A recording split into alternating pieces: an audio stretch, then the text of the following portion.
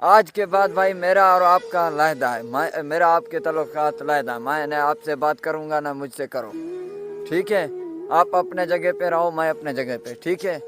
क्यों भाई, क्या हुआ? खैरियत तो है, क्यों ऐसे बोल रहे हो? क्या किया है मैंने आपको? छोड़ो भाई, आज के बाद मैं अपने जगह पे, तू अपने जगह पे, तू मैं बात ओके। तू मैं बस ठीक है, तू मैं, चलो जाओ।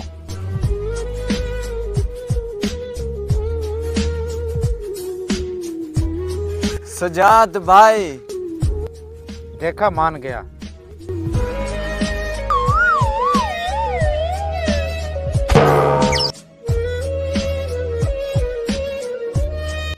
छोड़ो भाई, छोड़ो छोड़ो, पैर पड़ने की जरूरत नहीं है, बात छोड़ो, मैंने आपको माफ कर दिया। माफ करने के बच्चे मेरे जूते का।